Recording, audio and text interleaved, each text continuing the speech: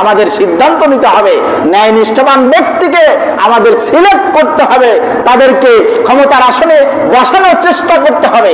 যদি বসে যায়, যদি ইসলাম দিয়ে তারা বিচার ফয়সালা করে, সমাজ রাষ্ট্র পরিচালনা করে, এই ধরনের লোক যখন ক্ষমতায় আসবে, চেয়ারে বসবে, তখন সমাজে বিশৃঙ্খলা থাকবে না, অন্যায় থাকবে না, অনিয়ম থাকবে না, অরাজকতা থাকবে না, খুন খারাপি থাকবে না, চাঁদাবাজি থাকবে না, টেন্ডারবাজি থাকবে না, দুর্নীতি থাকবে না, ধর্ষণ থাকবে না, চিরতরে বিদায় নিয়ে দাফন হয়ে যাবে। আর তখন আল্লাহ রাব্বুল আলামিন আসমানের রহমতের দরজা, সব বরকতের দরজা খুলে দিবেন, আর আপনি আমি সেই বরকত উপভোগ করতে পারবো। রাসূল করিম সাল্লাল্লাহু আলাইহি সাল্লামের যুগে বনু মাখজুম গোত্রের এক ধনাঢ্য মহিলা, প্রভাবশালী মহিলা চুরি করেছে। বিচার কার্য অনুযায়ী সিদ্ধান্ত হলো হাতের কবজা কেটে দিতে হবে, ডান হাতের কবজা কেটে দিতে হবে। সিদ্ধান্ত হলো আল্লাহর রাসূলের কাছে সাহাবায়ে কেরামরা বললেন, ওহে আল্লাহর রাসূল, তিনি তো বনু মাখজুম গোত্রের সম্ভ্রান্ত পরিবারের, ধনাঢ্য পরিবারের একজন সম্মানিতা মহিলা, তার হাতটি না কাটলেও তো হয়, দেখেন কোন কায়দায় রোকসুত করা যায় কিনা। আল্লাহর রাসূল ধমক দিয়ে বললেন, ও আমার সাহাবীরা, তোমরা তো বনু মাখজুম গোত্রের ধনাঢ্য সম্ভ্রান্ত পরিবারের মেয়ে, বিদায় তার জন্য সুপারিশ করতেছ। ও আমার সাথীরা, ও আমার সাহাবীরা, তোমরা শুনে রাখো, এই বনু মাখজুম গোত্রের নয়, ওই চুরিকৃত ব্যক্তি, অভিযুক্ত ব্যক্তি যদি অন্য কেউ নয়, আমার মেয়ে ফাতিমাও যদি হতো, তারপরেও আমি এই বিচার থেকে রোকসুত করতে পারতাম না। এর নাম বিচার, এর নাম ইসলাম, এর নাম নীতি, এর নাম ন্যায় বিচার। আল্লাহ তাই বললেন, বিচার করতে গিয়ে, কোরআনের বিধান চালু করতে গিয়ে তোমাদের জন্য কোনো ভালোবাসা, মহব্বত, দরদ পয়দা না হয়। আর এটা তখনই সম্ভব যখনই আপনার আমার রাষ্ট্র, আপনার আমার দেশ চলবে এই ছোট্ট একটি প্রসপেক্টাস দিয়ে।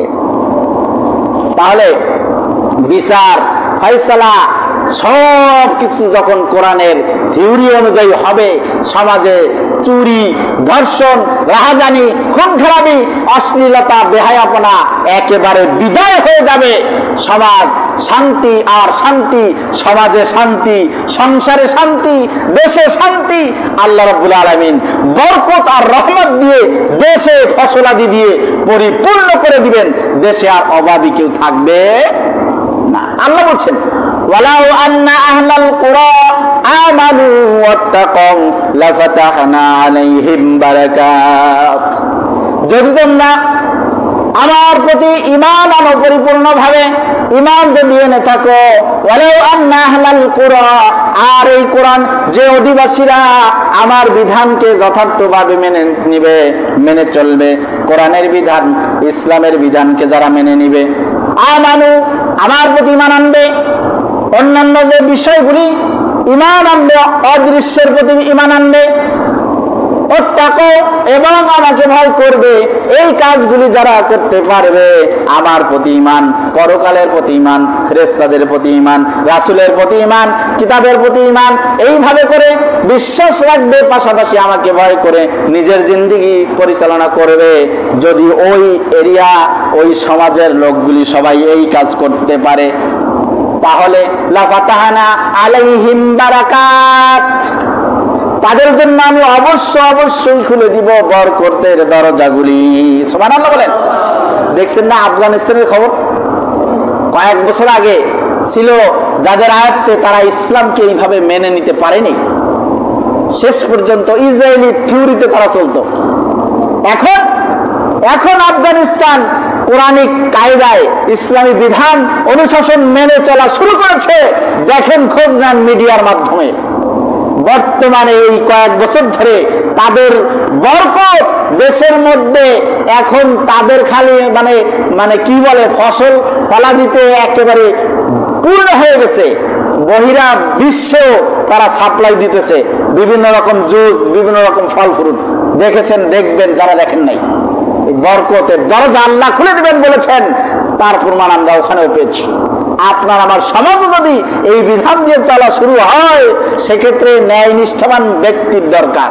আমাদের সিদ্ধান্ত নিতে হবে, ন্যায় নিষ্ঠাবান ব্যক্তিকে আমাদের সিলেক্ট করতে হবে, তাদেরকে ক্ষমতার আসনে বসানোর চেষ্টা করতে হবে। যদি বসে যায়, যদি ইসলাম দিয়ে তারা বিচার ফয়সালা করে, সমাজ রাষ্ট্র পরিচালনা করে, এই ধরনের লোক যখন ক্ষমতায় আসবে, চেয়ারে বসবে, তখন সমাজে বিশৃঙ্খলা থাকবে না, অন্যায় থাকবে না, অনিয়ম থাকবে না, অরাজকতা থাকবে না, খুন খারাপি থাকবে না, চাঁদাবাজি থাকবে না, টেন্ডারবাজি থাকবে না, দুর্নীতি থাকবে না, ধর্ষণ থাকবে না, চিরতরে বিদায় নিয়ে দাফন হয়ে যাবে। আর তখন আল্লাহ রাব্বুল আলামিন আসমানের রহমতের দরজা, সব বরকতের দরজা খুলে দিবেন, আর আপনি আমি সেই বরকত উপভোগ করতে পারবো।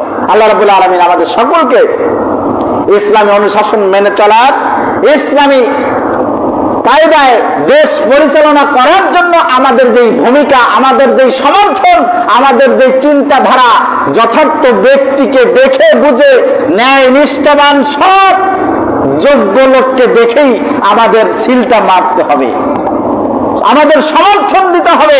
যদি এটা আপনি আমি দিতে পারি, তাহলে আপনি আমি আপনার আমার জায়গা থেকে বেঁচে গেলাম, অপরাধ থেকে বেঁচে গেলাম। আর তা না হলে ওই নেতার অপকর্ম আমিও ভাগ পাবো, তিনি করবেন অপকর্ম, ভাগ পাবো সমানে আমিও।